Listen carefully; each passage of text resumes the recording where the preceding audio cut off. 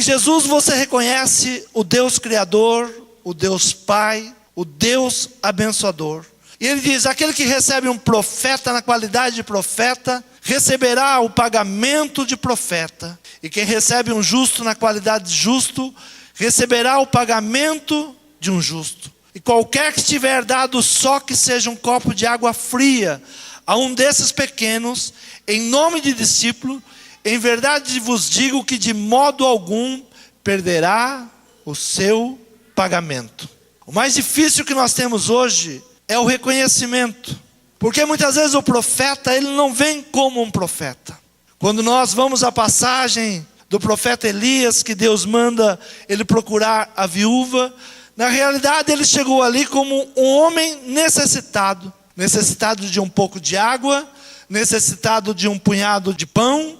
E ao ver o momento ali, ele sabendo que aquela mulher, Deus iria usar ela para prover os meios para ele continuar na sua caminhada, ele diz: faça o bolo para mim. Aquela mulher poderia ter reconhecido Elias apenas como alguém que estava necessitado, mas ao ouvir a voz daquele homem, ela reconhece nele um homem de Deus, um profeta, e ela não questiona se ela deve fazer ou se ela não deve fazer. Ela vai e faz e entrega ao profeta. E a Bíblia diz que nunca mais faltou farinha ou azeite na vida daquela mulher. Foi o reconhecimento. Muitas vezes o profeta, ele não se apresenta como um profeta.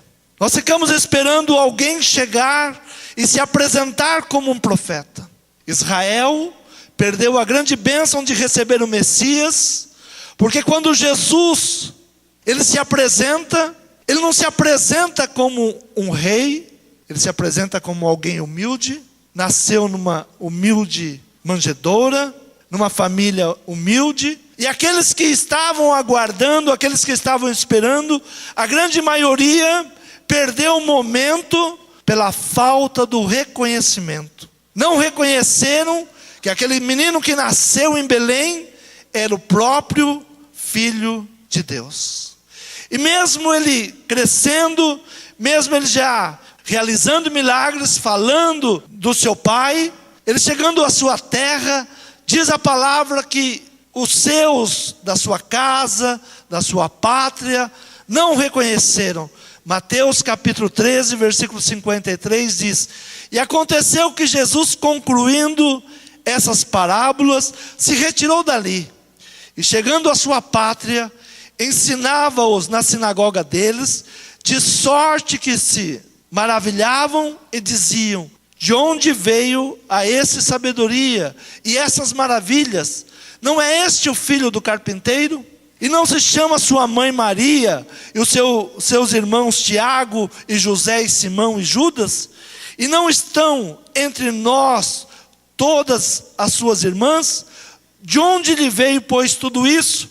E escandalizavam-se nele. Jesus, porém, lhes disse: não há profeta sem honra, a não ser na sua própria casa. E em consequência dessa atitude, a palavra do Senhor termina esse texto dizendo: e não fez ali muitas maravilhas por causa da incredulidade deles.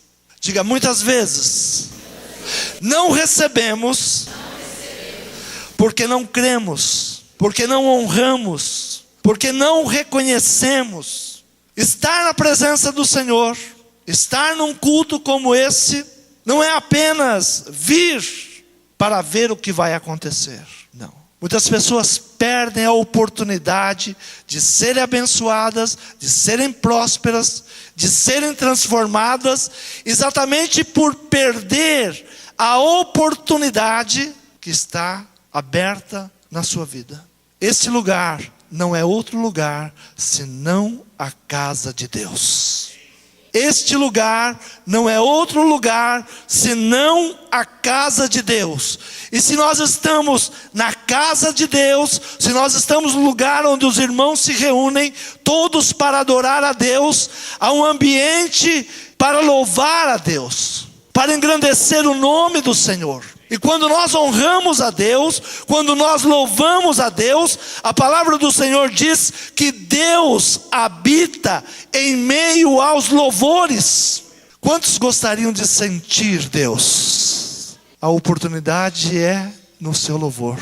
Se Deus habita em meio aos louvores, eu devo entender que a minha oportunidade de sentir a presença de Deus é louvando o seu santo nome, é bendizendo o seu santo nome. Muitas pessoas vêm à igreja e ficam esperando algo acontecer.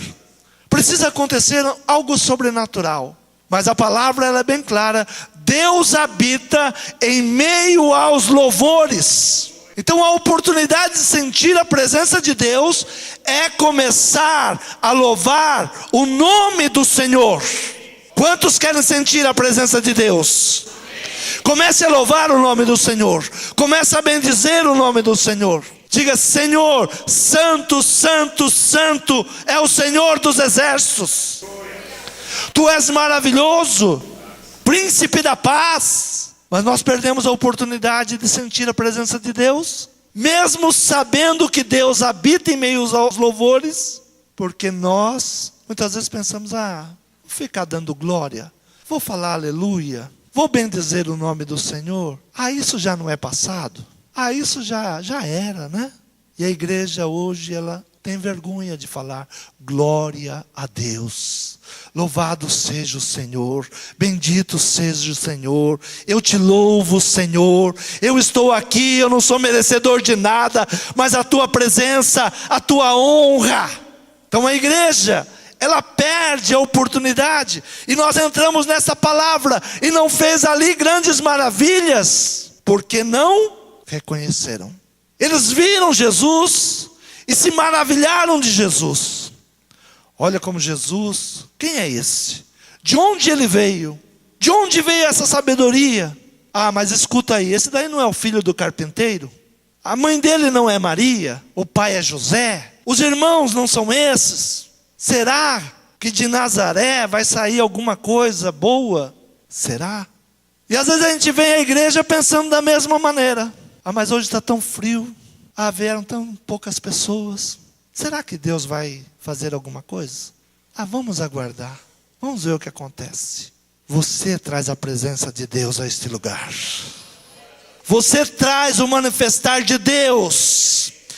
Essas pessoas não trouxeram, porque não tiveram o reconhecimento de olhar para Jesus, mesmo Ele realizando milagres, mesmo Ele curando, mesmo Ele falando com sabedoria, não viram em Jesus o Filho de Deus.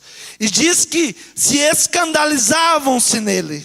Sabe, às vezes a gente tem vergonha de falar glória a Deus, porque a gente tem medo de escandalizar os outros. As pessoas vão se escandalizar. Você está diante do Rei. Toda honra, toda glória seja dada ao Senhor.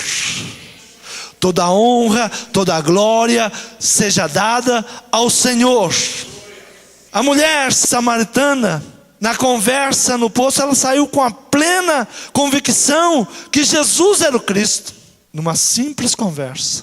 Um judeu que não deveria parar ali para conversar com ela, mas parou para conversar. E nas palavras de Jesus, ela tem plena convicção de que aquele era um profeta. Ela reconhece que ele era um profeta.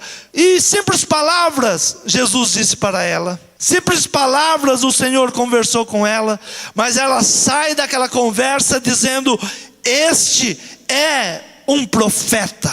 E chama todos os homens da terra, da sua cidade. Jesus teve mais honra em Samaria do que na sua própria terra. Através de uma mulher que tinha vários maridos, uma vida conturbada, mas Jesus traz a ela uma palavra de esperança, uma palavra de mudança.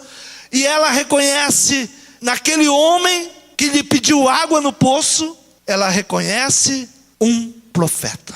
E ela diz: verdadeiramente, este é um profeta.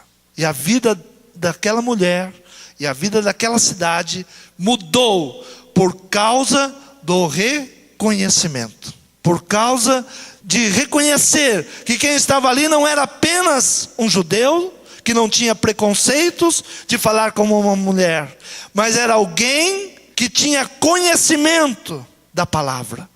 Alguém que ministrava o coração dela e o coração dela se aquecia. Muitas vezes nós nos achegamos à igreja, a palavra fala, a palavra arde em nosso coração, mas nós saímos com dúvidas. Nós não nos rendemos ao Senhor, mesmo quando o Senhor está falando ao nosso coração, mesmo quando nós estamos vendo o Senhor agir, o Senhor falar. E não é só você ou só eu. O próprio João Batista, que batizou a Jesus, ele reconhece a Jesus, e ele diz que não era digno de desamarrar ou amarrar as sandálias de Jesus. Mas passado algum tempo, João Batista estava na prisão, e ele começa a ouvir falar de Jesus. E ele manda os seus discípulos ir procurar Jesus. Mateus capítulo 11. E aconteceu que, acabando Jesus de dar instruções aos seus 12 discípulos, partiu dali a ensinar e a pregar na cidade deles. E João, ouvindo no cárcere falar dos feitos de Cristo, enviou 2 dos seus discípulos a dizer-lhes: és tu aquele que havia de vir, ou esperamos outro? E Jesus respondeu, disse-lhe: ide e anunciai a João as coisas que ouvis e vedes. Os cegos vêm, os coxos andam, os leprosos são limpos, e os surdos ouvem, os mortos são ressuscitados, e aos pobres é anunciado o evangelho. Bem-aventurado é aquele que se não escandalizar em mim. Esse era João, que tinha batizado Jesus, reconheceu Jesus, viu uma voz falando do céu: este é o meu filho amado, este é o meu filho amado. E a resposta que Jesus envia a João Batista é exatamente essa: os sinais estão aí. Eu não tenho que ficar falando se sou ou se não sou. Os sinais estão aí. Você tem visto os sinais da operação de Deus na sua vida? Você tem visto o Senhor operar maravilhas? Se nós temos visto o Senhor operar maravilhas, nós temos que nos render ao Senhor. Nós temos que buscar ao Senhor. Toda fidelidade ao Senhor. Toda honra ao Senhor. Muitas vezes nós pensamos que, por as coisas não acontecer como nós queremos, nós pensamos que Deus está longe de nós. Não. Deus está no controle de todas as coisas. Deus está no controle de todas as coisas. Às vezes o que pode parecer aos teus olhos que está ao contrário, que Deus não está olhando para a sua vida, Deus vai te abençoar. Deus vai mudar o cativeiro. Uma coisa é certa: o Senhor opera maravilhas. Estava assistindo televisão agora à tarde, o programa do Gugu estava passando. Não me condeno por assistir o Gugu. Estava passando o jogo do Santos também, né? Então estava entre o jogo do Santos, o Gugu, né? Não estava só no Gugu. Mas algo me chamou a atenção ali no programa do Gugu. Estava a mãe daquela menina que foi sequestrada. Eu não assisti a programação inteira, mas estava escrito embaixo: a mãe não sabe, mas vai ganhar uma casa. Algumas semanas atrás aquela família estava desesperada. Alguns poderiam dizer: a mãe foi numa igreja e veja o que aconteceu. Não era isso? Quantos estavam condenando a mãe por ter ido numa igreja? Passado alguns dias, a honra começa a chegar à casa daquela mulher, né?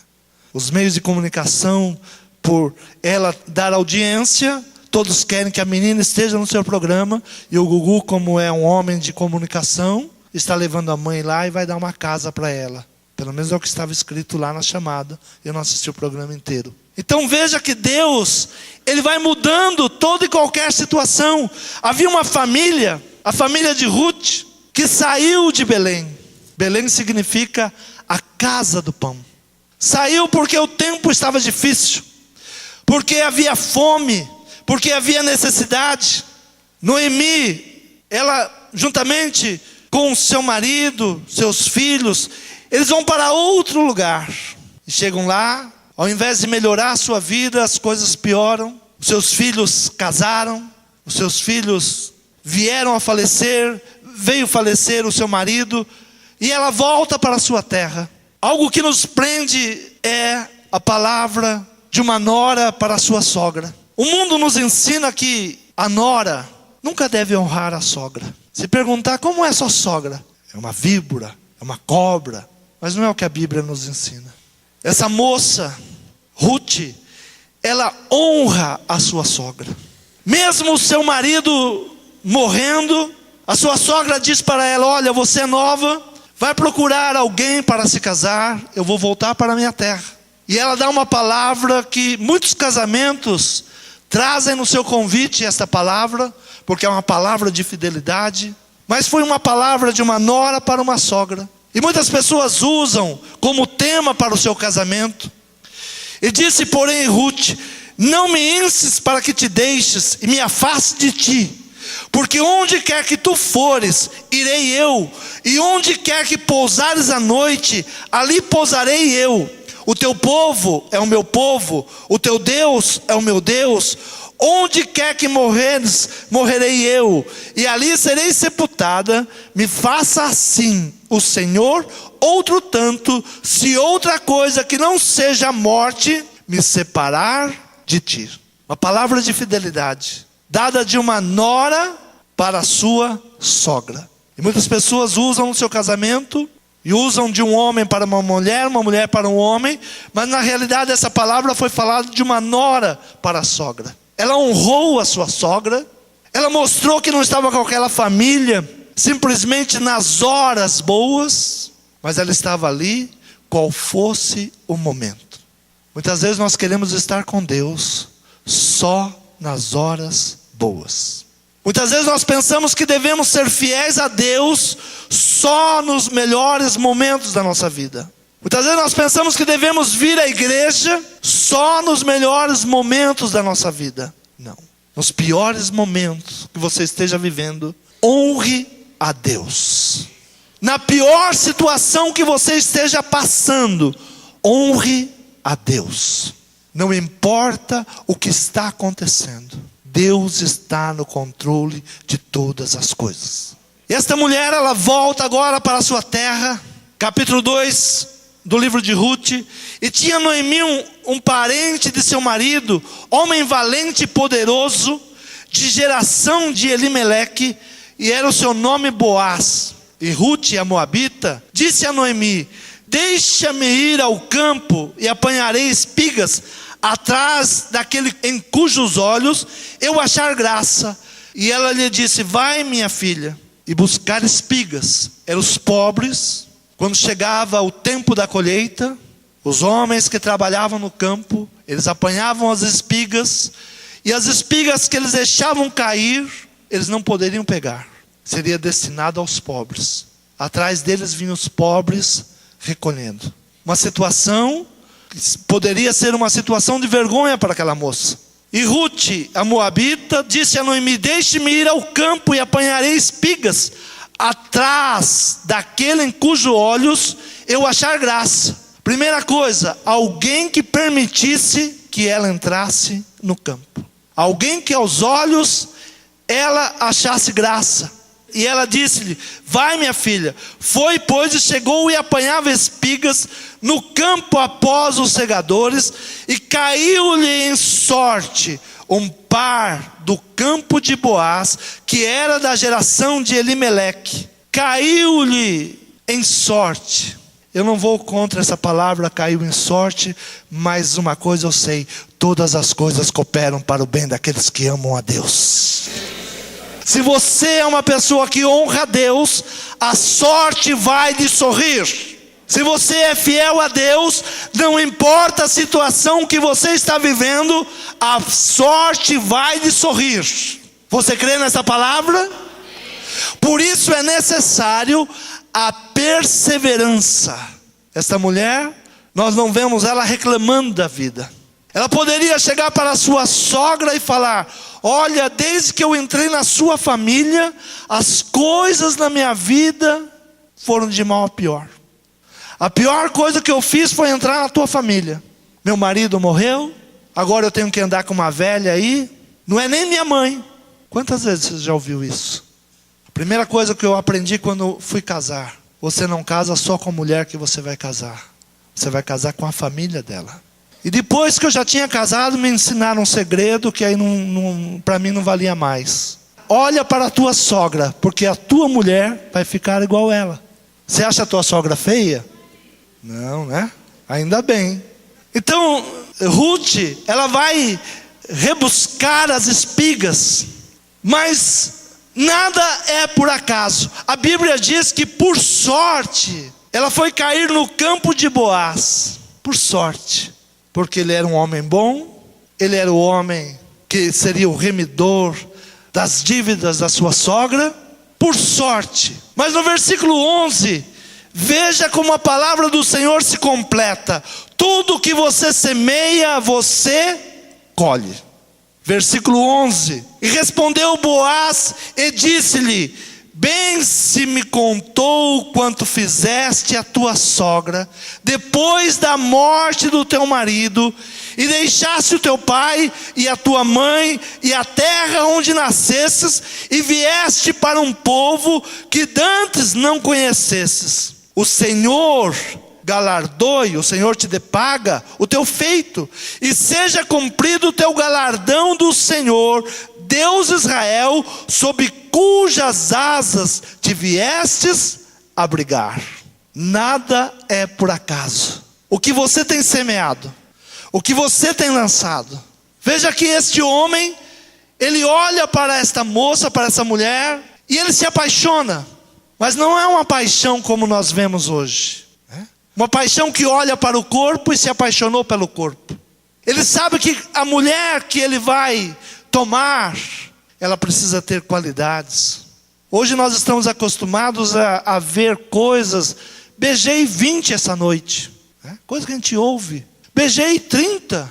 Mas quem é a mulher que você beijou? Quem é o homem que você beijou? Não sei, não vi nem a cara. Mas ele já tinha tirado informação desta mulher. Ele respondeu Boaz e disse-lhe: bem se me contou quanto fizeste a tua sogra. Eu sei do que você procedeu com a sua sogra. Você é uma mulher virtuosa. Eu quero você como minha esposa, porque você é uma mulher que honra. Você honrou a sua sogra. E quando ele sabe que aquela mulher honrou a sua sogra, ele começa a dizer palavras de bênção sobre a vida dela. O Senhor te dê pagamento sobre o teu feito. O Senhor te abençoe. Você é uma mulher diferente de muitas. Será que nós podemos ouvir hoje esta palavra? O Senhor falando para nós, dizendo: você é um adorador especial. Você veio a este lugar me adorar. E desde o momento que você entrou para me adorar, eu percebi em você um desejo de louvar o meu santo nome, de bendizer o meu santo nome. E desde o momento que você entrou nesse lugar, eu estou recolhendo o seu aleluia, o seu glória. No meio de uma multidão, nós temos que ser diferentes. A honra, o reconhecimento. Quantos querem a bênção de um profeta? Quantos querem o galardão de um profeta? É isso que Jesus fala. Se você receber um profeta na qualidade de um profeta, você vai receber o galardão de um profeta. Se você receber a pessoa mais simples que você olhar para ela, mas receber ela como um discípulo de Jesus, ainda que você dê apenas um copo de água para ela, não vai ficar sem pagamento. Tudo o que você faz no reino de Deus tem uma recompensa. Nós não trabalhamos simplesmente pela recompensa, mas a recompensa é um direito nosso. A palavra do Senhor diz que os anjos recolhem o louvor e levam ao Pai. Se nós sabemos que anjos recolhem o louvor e levam ao Pai, o que vai me impedir de louvar o Pai? Saber que o glória que eu estou dando, o aleluia que eu estou dando, o graças a Deus que eu estou dando, está chegando ao trono da graça. Nós devemos ter depósitos no reino de Deus. Porque há momentos, há dias de abundância, mas há dias de necessidades também. E nos dias da necessidade, nós vamos ao depósito que nós colocamos. Esta mulher, ela estava vivendo agora os dias de necessidade. E o remidor, que significa o nosso Senhor Jesus Cristo, Boaz representa o nosso Senhor Jesus Cristo. E ele diz: olha, eu sei das tuas obras, eu sei dos teus feitos, eu sei como você tem buscado o meu santo nome, eu sei do seu choro, eu sei da sua oração, eu sei do seu clamor, eu sei da tua gratidão. Nós temos que ter um depósito diante de Deus, porque vai chegar um momento que o Redentor, ele vai olhar e vai saber o que você tem feito. Jó passou por várias situações, mas a palavra de Jó diz: eu sei que o meu Redentor vive. Eu não sei como você entrou aqui essa noite, mas algo que você deve saber: o seu Redentor, ele vive. O seu remidor está olhando pelas suas obras, pela sua semeadura. O que você tem semeado? E respondeu-lhe Boaz e disse-lhe: bem se me contou quanto fizeste a tua sogra depois da morte do teu marido, e deixaste teu pai e a tua mãe e a terra onde nascestes, e vieste para um povo que dantes não conheceste. Jesus diz: aquele que não deixar pai e mãe por amor ao meu nome, não é digno de mim. Ah, mas eu vou deixar meu pai e minha mãe? Se o teu pai ou tua mãe ou teu filho tiver um lugar mais especial do que Jesus, você não é digno dele. Ruth, ela representa a igreja que deixou tudo para buscar o seu remidor. As suas obras levaram ela a ser reconhecida. Versículo 19 diz: então disse-lhe sua sogra: onde colheste hoje e onde trabalhaste? Bendito seja aquele que te reconheceu.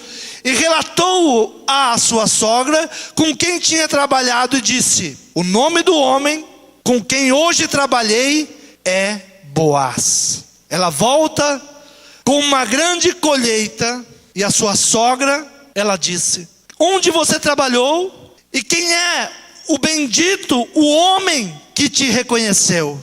E ela disse: é Boaz. Nada é por acaso, e tudo é resultado de uma semeadura. O Senhor trabalha na sua vida pelo resultado do reconhecimento. Você reconhece Deus na sua vida? Você reconhece que Jesus morreu na cruz do Calvário para te dar uma vida abençoada? Que o Senhor morreu na cruz do Calvário para mudar a tua situação? E por isso você está aqui esta noite? Jesus, ele reúne os seus discípulos, e ele quer cear com os seus discípulos. E ele dá uma palavra aos seus discípulos. Ele disse-lhe: desejei muito comer convosco esta Páscoa, antes que padeça, porque vos digo que não a comereis mais, até que ela se cumpra no reino de Deus. E tomando o cálice, havendo dado graças, disse: tomai-o, reparti entre vós, porque vos digo que já não bebereis do fruto da vide, até que venha o reino de Deus. E tomando o pão e havendo dado graças, partiu e deu-lhe dizendo: isto é o meu corpo que por vós é dado, fazei isto em memória de mim. Semelhantemente tomou o cálice depois da ceia, dizendo: esse cálice é o novo testamento no meu sangue, que é derramado por vós. Jesus diz: fazei isto em reconhecimento, em memória de mim. Algumas pessoas pensam que ao participar desta mesa, está comendo apenas um pão ou bebendo apenas um suco. Este ato tem um simbolismo de fidelidade. Estou fazendo este ato não porque eu sou um santo, não porque eu não tenho pecados, mas em reconhecimento que a sua morte na cruz do Calvário me lavou e me limpou de todo pecado. Que a sua morte na cruz do Calvário me resgatou de uma vida de pecados e de misérias. E todas as vezes que eu me lembro disso, eu tomo em memória a ti. E eu participo do teu corpo, eu bebo do teu sangue, porque eu não quero mais parte com o pecado. Todas as vezes que eu participo, eu reconheço que eu era um pecador, um desgraçado, um miserável. E que Jesus, morrendo na cruz do Calvário, pela sua graça, não pelo meu merecimento, me fez povo seu. E hoje nós podemos sentar à mesa do Senhor. Você que está aqui esta noite, ao tomar o cálice, ao comer o pão, há uma aliança no sangue de Jesus. Há uma aliança no corpo de Jesus. Só Ele pode nos tirar das mãos do inimigo. Só Ele pode nos fazer vencer o adversário. Jesus venceu o nosso inimigo. Pisou na cabeça da serpente. A serpente era o nosso inimigo. Mas a palavra do Senhor diz que o adversário está ao nosso derredor. O adversário não é alguém que você vai aniquilar, mas é alguém que você vai vencer. O inimigo é para ser aniquilado e Jesus aniquilou o nosso inimigo. Adversário é aquele que você tem que vencer. Ele está ao nosso derredor. Jesus nos deu poder para vencer. Nós somos mais do que vencedores. Não há pecado na sua vida que você não possa vencer. Não há tentação que venha sobre a sua cabeça que você não possa vencer. Por isso você está aqui esta noite. Ao participar do vinho e do pão, você reconheça que Jesus te deu poder para vencer potestades malignas. Que esse mal que tem tomado conta da tua vida, por esta aliança, você vai vencer. Seja um vício, seja um pecado, seja o que for, no sangue e no corpo de Jesus, há vitória. Você crê nesta palavra?